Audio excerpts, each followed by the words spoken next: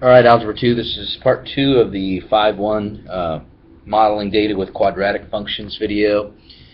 Wanted to take a little bit more time to go through this example with you. It says example 3, given 3 coordinates, find the quadratic model that goes through these 3 coordinates. Now, what that really means is you're going to be finding this equation, this function y equals ax squared plus bx plus c, which means we're going to, when we get done here, we're going to find a, b, and c. We're going to have numbers for those.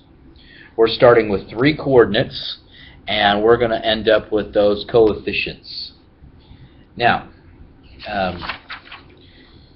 I normally don't do this all out ahead of time, but I recorded the video. This is the second time I'm recording, because YouTube did not like the first one, evidently. So anyway, I always start with the highest value of x. You'll notice that I kind of rewrote the table, right? I put them in reverse order, starting with the highest x and going to the lowest x. Since we have this equation y equals ax squared plus bx plus c, I'm going to take these coordinates, 4 for x, 29 for y, and I'm actually going to substitute in the value for y and the value for x. You can see that x occurs twice. So you have to do the substitution for x twice. And I'm doing that for each equation. Each equation I'm substituting in x for the x value and the y value. Please make note that a is not squared. Nothing in this equation says that a is squared. Only the x value gets squared. And when I plugged in like 4, that's the part that gets squared, not a. Some kids ignore that, and then they end up making mistakes. So the basic equations look something like this. When I rewrite them and simplify them, right? 4 squared was 16, so I've made 16 A's, 4 B's, and a C. That's equal to 29, and I simplify the other equations. Now, I notice on the far right side of the equations that I see letter C all by itself. This is perfect for subtraction. Now, I know normally we didn't subtract, and if you really feel like that's going to be a problem, you multiply the middle equation by -1 and then add. But I'm going to show you that I'm going to do subtraction.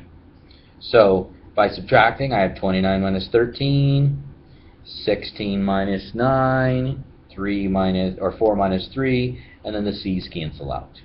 So I get this equation right here, 16 equals 7a plus b. And I repeat the process with these 2 equations, 13 minus 3, 9 minus 4, and 3 minus 2. C's cancel out. So I end up with 10 equals 5a plus b. Okay, and that is a 5. Sorry, it looks like a bad looking 5.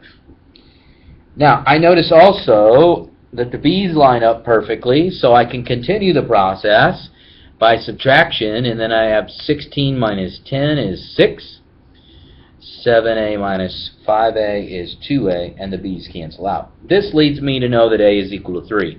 And so I can start the process of plugging things back into previous equations to solve for b. Plugging a, b, and c, or a and b back into one of these previous equations, and then solving it for c by subtracting. And I know many of you think that you should write out a coordinate 3, -5, 1 because of what we did previously in the systems. Well, we're not talking about 3 planes that are crossing together. We're simply solving for coefficients. They are 3, -5, and 1, and you can write it, so 3 is your A, -5 is your B, and your 1 is your C. So that's ax squared plus bx plus c. Some of you probably will wonder, well, can I just write minus 5x instead of plus negative? Yes, that's fine too. So either way it'd be fine.